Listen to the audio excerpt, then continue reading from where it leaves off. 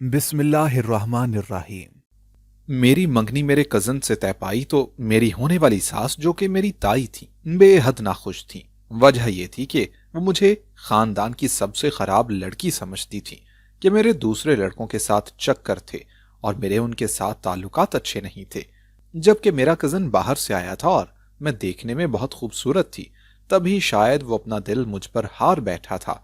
मुझे पहले पहल तो कुछ अजीब सा लगा और मैंने इस रिश्ते पर इख्तिलाफ भी किया अपनी अम्मी से, क्योंकि अब्बा की वफात हो चुकी थी एक कार हादसे में, और हमारे घर की मुकम्मल कफालत मेरे ताया ही किया करते थे, जिनके घर अब मेरा रिश्ता हुआ था। मेरी अम्मी ने मुझे डपट दिया कि मैं बहुत बोलने लगी हूं, जबकि मैं ये सोच रही थी जब वो मुझे पसंद ही नहीं करती तो मैं क्यों उनके बेटे से शादी करूं। मगर जल्द ही मैं खुश हो गई, क्योंकि ज़िया मुझे बहुत पसंद करते थे।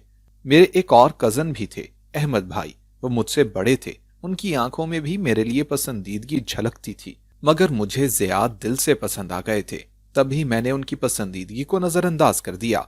मगर चूंकि हम सब इकट्ठे रहते थे और मैं अपने खानदान की पहली लड़की थी जो यूनिवर्सिटी गई थी, तभी मैं सबके साथ फ्रैंकली बातचीत करती थी। तो अहमद भाई से भी मेरी अच्छी बोलचाल थी, यहाँ तक कि उन्हें मेरे हाथ के खाने बहुत पसंद थे।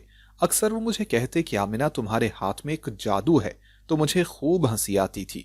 मगर अब जब से ज़िया मेरी जिंदगी में आए थे, मैं उनकी होकर रह गई थी। कभी कभी अहमद भाई से बात हो जाती थी, मगर जब उन्हें मेरे और ज़िया के रिश्ते की इत्तला मिली तो वो कुछ उदास से होकर रह गए। मैं तो वैसे भी कम ही निकलती थी अब कमरे से बाहर, क्योंकि मैं अपनी सास को खुश करना चाहती थी, जो कि बेहद तहज्जुद गुजार और खानदान की सबसे नेक खातून थी। ऐसी औरत के जिनसे लोग दम दरूद करवाने आते हों। वो हर किसी को ये जताती थीं कि अल्लाह का खास करम बस उन्हीं पर है। तभी उन्हें अल्लाह ने इतना पैसा दिया, इतना खूबसूरत बेटा दिया, मगर ना जाने कौन सा गुनाह हो गया कि बहू ये मिली। वो मुझसे इस हद तक बदजन थीं कि मेरे साथ खाना पीना भी गुनाह समझती थीं। मुझे रिश्ता होने के बाद यूनिवर्सिटी से हटा लिया गया, क्योंकि उनके बेटे ने जबरदस्ती रिश्ता तो कर लिया था, मगर उन्होंने शर्त रख ली थी कि ये किसी भी खानदान के लड़के से ना मिलेगी, और यूनिवर्सिटी का तो सवाल ही पैदा न होता था, और पढ़ने का हक तो सिर्फ मर्दों के लिए है, औरत तो घर की चार दीवारी में कैद होने के लिए पैदा हुई है। मैं उनकी सोच के बहुत खिलाफ थी और अक्सर जब मैं सबकी महफिल में बैठती तो कुछ बोल भी देती। मेरे होने वाली सास मुझे ऐसी नजरों से देखती कि अभी कच्चा चबा जाएगी। मेरी अम्मी मुझे डांटती कि सास से किस तरह से तुम बात करती हो, मगर मैं कुछ नहीं कर सकती थी। जो गलत था वो गलत था। अपने मंगेतर से तो मैं मिलती बहुत कम थी, मगर उसके पास मेरी ये नाराजगी ना जाने कैसे पहुंच गई कि मैं पढ़ना चाहती हूँ। मुझे यूनिवर्सिटी से हटाकर मेरे साथ उन्होंने अच्छा नहीं किया, और जैसे ही ये इत्तला उनको मिली, वो मेरे लिए अपने घर वालों के सामने डटकर खड़ा हो गया, जबकि मेरी सास ने पूरे खानदान के सामने मुझे कोसने दिए कि न जाने मैंने उसे मिलाकर क्या पिला दिया है जो वो मेरी जबान बोल रहा है। अम्मी ने तो मुझे 2 थप्पड़ लगा दिए कि खानदान भर के सामने इतनी बेइज्जती करवा दी थी मैंने, जबकि मैं ये सोच रही थी कि आखिर मैंने ऐसा क्या कह दिया जो सब मेरे लिए ऐसा सोच रहे हैं। हत्ता कि मेरी अपनी सगी माँ भी, जिसने मुझे 2 थप्पड़ लगा दिए, मगर वो मेरे लिए डट कर खड़ा था। तभी मुझे दोबारा से यूनिवर्सिटी जाने की परमिशन मिल गई। इसी दौरान मैं अहमद भाई से बहुत कम मिलने लगी थी, जिन्होंने मुझे दोबारा मिलने पर शिकवा भी कर दिया था। मगर उस वक्त मुझे ज़िया की नजरें बहुत अजीब लगी, जो हमें सामने से आता हुआ देख रहा था। मेरे साथ अहमद भाई थे, वो मुझसे मेरी पढ़ाई के बारे में बात कर रहे थे, जबकि ज़िया भी सामने से आ रहा था। वो हमारे नजदीक आ गया, उसका अंदाज इज़्तिराबी था। अहमद भाई ने उससे भी बातचीत की, वो रूखे लहजे में जवाब देता रहा। मैं महसूस कर सकती थी उसका रवैया, मगर मैंने जाहिर ना होने दिया और अहमद भाई चले गए। तो उसने मुझसे सवाल किया कि तुम मेरे आने से पहले उससे क्या बात कर रही थी। उसका सवाल मुझे अच्छा तो ना लगा था, मगर मैंने उसे बात बता दी तो वो कुछ मुतमईन हुआ और नॉर्मल तरीके से मुझसे बात करने लगा। तो मुझे उसकी बात पर हंसी आ गई। हंसते हंसते मेरी नजर मेरी सास पर पड़ी, जो मुझे ही देख रही थी, जबकि उसने कानों पर हाथ रख दिए थे, गोया एक और गुनाह और नफरत का कांटा फंस चुका था उनके गले में। मैं ज़िया के पास से हट गई, जबकि मेरी होने वाली सास ने अम्मी को मेरी शिकायतें लगा दी। न जाने कितनी कितनी किरदार कुशी की थी उन्होंने मेरी। मुझे रोना आने लगा था। ये रिश्तेदारी मेरे किरदार की धज्जियां उड़ा रही थी, मगर मेरी माँ राजी थी, क्योंकि ज़िया खानदान भर का अमीर लड़का था। लड़कों के अमीर होने से क्या सारे हल निकल आते हैं? क्या ये बातें पसे पुश्त चली गई थीं जो मेरे किरदार पर की जा रही थी? अम्मी भी उनके सामने शर्मिंदा थीं। मेरी बाकी दो बहनों ने मुझे खूब सुनाई कि तुम्हारी वजह से अम्मी की तबीयत अब बिगड़ने लगी है। मैं खामोश हो गई। यूनिवर्सिटी जाती खामोशी से और खामोशी से वापस लौट आती। ज़िया जहां होता वहीं से हट जाती और अचानक ज़िया ने जाने से पहले निकाह का शोशा छोड़ दिया। मैं तो उसकी बात पर हैरान थी, जबकि ताई अम्मी दिल थाम चुकी थी। ताया अब्बू को भी मैं कुछ खास पसंद नहीं थी। उन्होंने भी खूब इख्तिलाफ किया, मगर वो अपनी बात पर अटल रहा। उसके बकौल जब मंगनी की ही है तो निकाह हो जाना ज्यादा बेहतर था। उसने अपने ही मजहबी माँ बाप को दीन की बात करते हुए निकाह पर उकसाया। खैर, ज़िया अपनी बात का खूब पक्का था। निकाह हुआ। उसके समेत मैं भी बहुत खुश थी, मगर मेरी सास का चेहरा ये जाहिर करता था कि वो किस हद तक नाखुश हैं। ऊपर से शादी पर उसके रिश्तेदार आए तो सब ने उनके गम में शराकत डाल दी। शायद उनके बेटियों के लिए वो रिश्ता नहीं गया था जो मुझे मिल गया था, और मैं थी ही क्या। न मेरा बाप था, दूसरों के टुकड़ों पर पलने वाली और दूसरे लड़कों को अपनी शक्ल से लुभाने वाली। सब के नजदीक मैं बेहद गंदी थी। उन्होंने मेरी सास को खूब भड़काया और वो तो सौ आंसू रोने लगी, क्योंकि वो निकाह के बावजूद भी मेरी शादी अपने बेटे से ना करना चाहती थी। हमारा निकाह तो हो गया था और ज़िया बेहद खुश थे। हम अब कुछ वक्त साथ गुजारते, मगर एक दिन ये मंजर मेरी सास ने देख लिया और वो शिद्दत से भड़की। मेरे ससुर को भी इसमें शामिल कर लिया और उन्होंने बेटे को रुखसती से पहले मुझसे मिलने से रोक दिया। खैर, वो जाने वाला भी था, तभी 2-4 दिन वो छुप छुप के मुझसे मिलता और फिर वो चला गया। वापसी पर मैं बहुत उदास हो गई। मेरी बहनें मेरा मजाक बनाती, जबकि मेरी सास को तो गोया मौका मिल गया था। ज़िया के जाते ही उन्होंने मुझे इस तरह से ट्रीट करना शुरू कर दिया जैसे मैं उनके बेटे के घर रुखसत होकर आ गई हूँ। वो मुझे यूनिवर्सिटी नहीं जाने देती थी, जबकि मेरे फाइनल एग्जाम्स होने वाले थे। वो हर वक्त मुझे अपने कामों में लगाए रखती। मैं अम्मी को शिकायत करती मुझे पढ़ने का टाइम दिया जाए, मगर उन्होंने मुझे झिड़क दिया कि मैं वही करूं जिससे वो खुश होती हैं। मतलब मेरी अपनी मर्जी, मेरी रजा सब खत्म होती जा रही थी। मैं जितना इख्तिलाफ करती, सब खवातीन मुझे उतना ही दबा देती, बदतमीजी के अलग ताने देती। मैं अपनी सास ससुर के सारे काम करने लगती, यहाँ तक कि मेरे एग्जाम्स गुजर गए, मेरा साल जाया हो गया। मेरी सास की खुशी का कोई ठिकाना नहीं था। मतलब उन्होंने इस तरह मुझे शिकस्त दी थी, उनकी खुशी उनके चेहरे से झलकती थी। मैं सब्र से ये सब बर्दाश्त कर गई थी। जब मेरी माँ ही मेरे साथ नहीं थी तो मैं किसके साथ लड़ती? मेरा दम घुटने लगा था इस माहौल में। हर पल के आंसू मेरी आंखों में रहने लगे। मैं किचन में काम करती तो वो अक्सर कुछ न कुछ ऐसा करती, जो चीज मैं बना रही होती वो मेरे हाथ पर गिर जाती या कोई गिलास टूट जाता। अक्सर रोटी पकाते हुए मेरा हाथ तवे पर लग जाता। मैं उनकी नफरत की इंतहा अपने वजूद पर अब झेलने लगी थी। मेरी अम्मी ने तो आंखें बिल्कुल ही बंद कर ली, जबकि मैं चुपचाप सहने लगी। इसी दौरान अहमद भाई हमारे घर आए तो दोपहर का वक्त था और अहमद भाई अचानक मेरे पीछे आकर खड़े हो गए। वो अक्सर मेरे साथ मजाक करते थे। मैं डर गई और बड़े दिनों के बाद मेरे चेहरे पर मुस्कुराहट आई। मैं खिलखिलाकर हंस दी, जबकि वो खुश हुए, क्योंकि मेरा मुरझाया हुआ चेहरा वो देख चुके थे। उन्होंने मुझसे बहुत सारी बातें की। मेरी सास अपने वजीफों में मसरूफ थी, मगर अचानक मगरिब की नमाज के लिए वो आई तो मैं अहमद भाई के साथ लाउंज में बैठी थी। मेरे सर पे दुपट्टा था और मैं बिल्कुल मुहज्जब तरीके से उनके सामने बैठी हुई थी, मगर उन्होंने दिल थाम लिया और ऊंचा ऊंचा चीखने लगी। मैं और अहमद भाई डर गए। वो मुझे कोसने देने लगी कि मैं बेहया हूं और उनके बेटे की इमारत में खयानत कर रही हूं। मैं शर्मिंदगी से सर नहीं उठा पा रही थी, जबकि उन्हें अब मौका मिल गया था मुझे जलील करने का, और वो खूब खूब कर रही थी। सब इकट्ठे हो गए, मगर बात ताया अब्बू तक न पहुंची। अम्मी ने हाथ पांव जोड़कर मेरी सास को चुप करा दिया। मैंने उनके कदमों में बैठकर मुआफी मांग ली। हालांकि मेरा कोई गुनाह भी न था, मगर मेरी अम्मी ने मुझे मार मार कर मेरा मुंह सुजा दिया था। जबकि अहमद भाई वहां से निकल गए थे। उन्होंने सबको समझाना भी चाहा, मगर मेरी सास समझने के लिए तैयार ही न थी और उन्होंने मेरा सर उनके कदमों में रखवा दिया। मैं उस रात बहुत रोई। मुझे ये लग रहा था कि पहले जैसी मैं बिल्कुल नहीं रही। मुझे ज़िया की याद सताने लगी कि वो आ जाए। मेरे साथ कोई इस तरह नहीं करता। वक्त आहिस्तगी के साथ चलता जा रहा था। मैं खिलते गुलाब से अब मुरझाया हुआ फूल लगने लगी थी।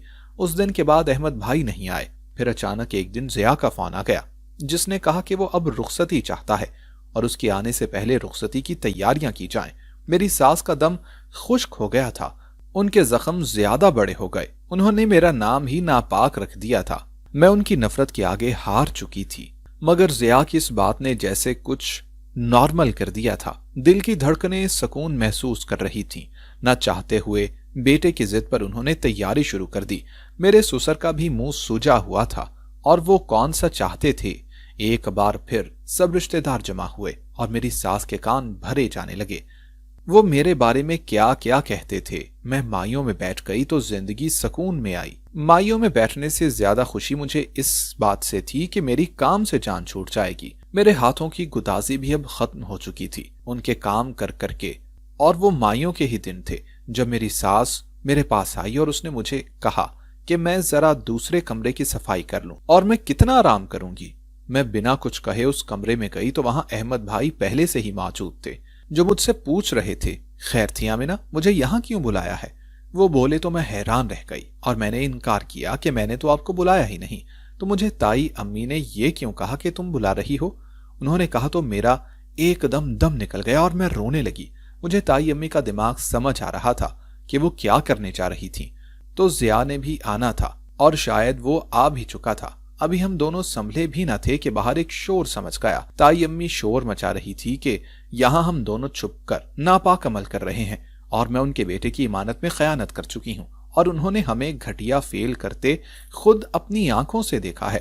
اس قدر گھٹیا الزام تراشی پر میں اور احمد بھائی سفید چہروں سے انہیں دیکھ رہے تھے، جبکہ میرے تایا جان مجھے مار دینے کے لیے اپنی بندوق لینے دوڑے۔ میرے دل کا شور تھا جس میں لوگوں کی چیخو پکار مچ رہی تھی، جبکہ تائی امی کو ضیا کے شانے سے لگے دیکھ کر میں چونک کر رہ گئی۔ وہ بھی یہیں کھڑا تھا۔ تایا ابو اس سے پہلے کہ مجھ تک پہنچتے چھوٹے تایا جان نے ضیا کو گھر سے ہی نکال دیا اپنی قسمیں دے کر۔ میں نہیں جانتی وہ کیوں اتنا بے بس ہو گیا تھا، مگر میں نے اپنے آپ کو تپتی دھوپ میں کھڑا محسوس کیا۔ میری ماں مجھے پاگلوں کی طرح مار رہی تھی، پیٹ رہی تھی، یہاں تک کہ میرا منہ سوج گیا تھا۔ ضیا چپ چاپ کھڑا تھا جبکہ تائی امی اس کا سینہ پیٹ رہی تھی۔ میں ضیا کے قدموں میں گری، اسے اپنی پاک دامنی کا ثبوت دینے لگی، مگر وہ پتھر کا ہو چکا تھا۔ تائی امی نے بھی مجھ پر اپنا ہاتھ صاف کیا، مگر میں ڈھیٹ ہو چکی تھی۔ کتنا ہی مار لیتے مجھے، مگر میں سچی تھی۔ ضیا تو میرا یقین کرتا، لیکن اس نے مجھے دور جھٹک دیا اور باہر نکل گیا۔ میری ساس چیخی، ارے طلاق مار اس کے منہ پر، کتنا کہتی تھی میں تجھے کہ یہ بد چلن ہے۔ وہ بھی اپنے بیٹے کے پیچھے چلی گئی۔ تایا ابو، میری امی اور باقی سب بھی وہاں سے چلے گئے، جبکہ میں اپنی قسمت پر دھاڑیں مار مار کر روئی۔ میرے وجود پر مار پیٹ کے نشانات تھے۔ میری ماں نے مجھے اپنی بیٹی ماننے سے ہی انکار کر دیا کہ آج کے بعد میں ان کے لیے مر گئی ہوں۔ میں نے بے بسی سے ان سے پوچھا کہ وہ کیوں نہیں میری بات پر یقین کرتی، تو انہوں نے مجھے یہ احساس دلایا کہ میں کتنی گناہ گار ہوں، اور میری ساس جو شاید اب نہیں رہتی، وہ تہجد گزار عورت ہے اور جھوٹ نہیں بولتی، اور ان شواہد کی بنا پر ضیا نے مجھے طلاق دے دی۔ وہ دن میری زندگی کا سب سے مشکل ترین دن تھا۔ طلاق نامہ میرے منہ پر مار کر وہ بنا مجھ سے صفائی مانگے یہاں سے جا چکا تھا۔ میں طلاق نامے کو تا دیر گھورتی رہی اور سوچتی رہی کہ میرے ساتھ آخر ایسا کیوں ہوا، جبکہ میں سچی تھی۔ میرے اوپر اتنا ظلم کیوں ہوا؟ میرا اللہ بھی تو تھا۔ جب میرے اوپر ظلم ہوا، اپنے اللہ سے شکوے بڑھنے لگے، مگر زبان سے میں نے کچھ ادا نہ کیا۔ میں خاموش ہوتی چلی گئی۔ میری ماں نے وہ کمرہ ہی چھوڑ دیا جس میں ہم سب اکٹھے ہنسی خوشی رہتے تھے۔ میں اکیلی اس کمرے میں رہنے لگی۔ جب انہیں یاد آتا تو میری چھوٹی بہن کھانا دینے آ جاتی۔ میرے جسم سے زیادہ میرے روح پر بے شمار زخم تھے جو بھر کر نہیں دے رہے تھے، اور وقت گزرتا چلا گیا۔ میری عدت مکمل ہو چکی تھی۔ میں تو ایک دن بھی اپنے شوہر کے لیے نہ سجی۔ یوں ہی ایک دن تھا، میں جائے نماز سمیٹ کر اٹھی تو میری ساس میرے پیچھے کھڑی تھی۔ وہ مسکرا رہی تھی۔ میں نے اذیت سے ان کی طرف دیکھا۔ کیسا لگا؟ انہوں نے مجھ سے کہا، لیکن میں جواب نہ دے سکی، اور وہ مجھ پر جتانے لگی کہ وہ اپنا بیٹا مجھ جیسی کو دے دیتی۔ وہ بہت کچھ کہہ کر وہاں سے چلی گئی تھی، جبکہ میں نے بس آنکھ اٹھا کر آسمان کو دیکھا اور میرے آنسو نکل پڑے۔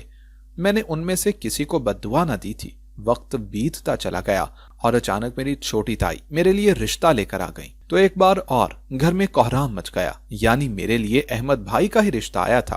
میں تو جیسے ساکت رہ گئی تھی۔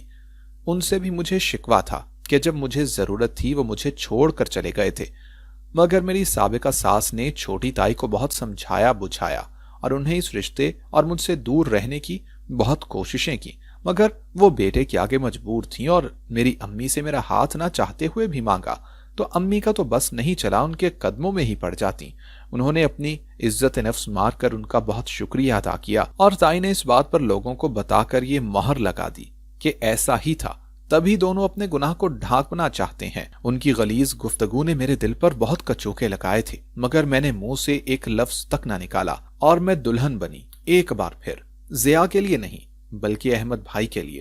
گو کہ مجھے اس سے محبت تھی، مگر اب میں کسی اور کے نکاح میں تھی۔ کسی نے میرے سر پر ہاتھ نہ رکھا اور احمد مجھے رخصت کرا کے لے گئے۔ احمد حد سے زیادہ خوش تھے، جبکہ وہاں بھی لوگوں نے باتیں بنائی۔ جب تائی نے رسمیں کرنے سے انکار کر دیا تو احمد نے مجھے وہاں سے اٹھا لیا اور سب کے سامنے اپنے کمرے میں لے آئے۔ یہ خبر ضیاء کو بھی پہنچ گئی تھی، مگر میں بنا احساسات کے ان کے ساتھ رہی، اور انہوں نے مجھ سے بہت محبت کا اظہار کیا اور اپنی غلطی تسلیم کی کہ وہ مجھے چھوڑ کر چلے گئے تھے۔ میں نے کوئی جواب نہ دیا تو انہوں نے ہر ممکنہ کوشش کی کہ میں مان جاؤں، اور ان کے محبت بھرے انداز پر میں کچھ اپنے اندر احساس محسوس کرنے لگی تھی۔ ہر گزرتے دن کے ساتھ احمد کی محبت میں اضافہ ہوتا چلا جا رہا تھا۔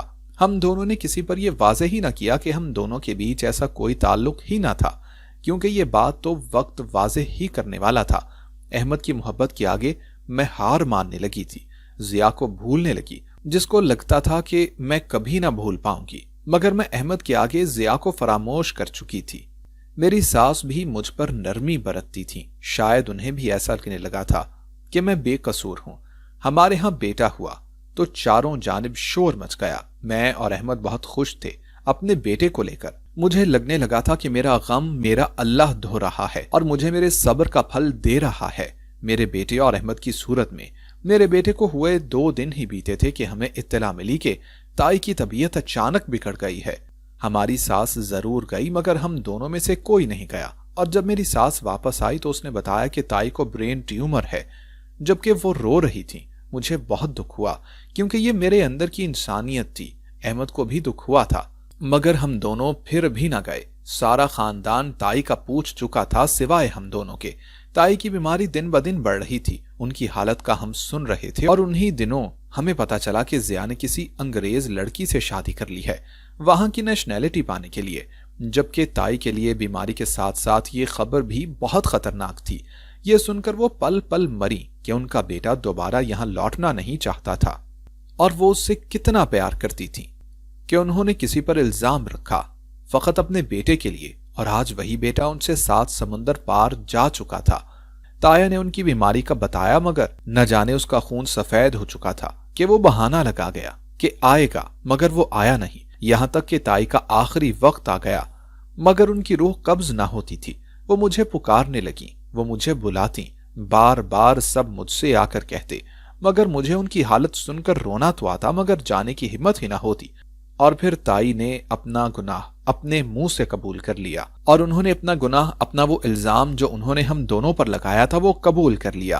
تو وہ لوگ جو ان سے محبت کر رہے تھے ان سے گھن کھانے لگے، اور تائی کے ساتھ جو کچھ ہو رہا تھا میری بد دعائیں اور مکافات عمل کا نتیجہ قرار دے دیا، جبکہ یہ حقیقت تھی کہ میں نے کبھی انہیں بد دعا نہ دی تھی۔ میں باعزت ہوئی تو مجھے اور بھی رونا آیا۔ میری ماں میری دہلیز پر آئی، مجھے ان سے زیادہ شکوہ نہیں تھا، انہوں نے میرے آگے ہاتھ جوڑ دیے، مگر میں یوں ہی کھڑی ان کو دیکھتی رہی۔ میں ان کی پہلی اولاد تھی، کیا میرے لیے ان کے دل میں کوئی محبت ہی نہ تھی؟ وہ مجھ سے معافیاں مانگتی رہی، مگر میں ایک لفظ بھی نہ بولی۔ جبکہ احمد نے مجھ سے کہا کہ تائی سے ایک بار مل لوں، میں ان کے کہنے پر ان کے ساتھ چلی گئی۔ میں اس گھر میں داخل ہوئی تو مجھے وحشت سی ہونے لگی وہاں ویرانیاں اور وحشت ٹپک رہی تھی، اور اس سب سے میری سابقہ ساس کی درد بھری چیخیں اٹھ رہی تھیں۔ قدرت کے اس انصاف پر میری روح لرز اٹھی تھی۔ میں ان کے کمرے میں آئی تو وہ بے حال ہو رہی تھیں، جبکہ کمرے میں اکیلی تھیں۔ وہ پانی مانگتی رہیں، مگر ان کے پاس کوئی نہیں تھا۔ میں دل کے ہاتھوں مجبور ہو کر دوڑ کر ان تک پہنچی اور ان کو پانی دیا۔ میرے آنسو بہ رہے تھے، انہوں نے کانپتے ہاتھ سے میرے آگے ہاتھ جوڑ دیے۔ میں نے ان کے ہاتھ تھام لیے، میں دل سے انہیں معاف کر چکی تھی۔ احمد بھی دور کھڑے تھے، انہوں نے احمد سے بھی معافی مانگی اور احمد نے بھی ان کو معاف کر دیا۔ ہم ابھی وہیں پر تھے کہ ان کی جان نکل گئی، اور مجھے نہیں معلوم کہ میں کس بات پر اتنا رو رہی تھی، شاید قدرت کے انصاف پر۔ ہاں، اللہ اپنے بندوں کو اکیلا کبھی نہیں چھوڑتا، اور وہ سب دیکھ رہا ہوتا ہے۔ ہم خود کو پاکیزہ نہیں کہہ سکتے، ہم اپنی عبادتوں پر غرور نہیں کر سکتے، بلکہ عاجزی سے جو رب نے دیا اس کا شکر ادا کرنا چاہیے۔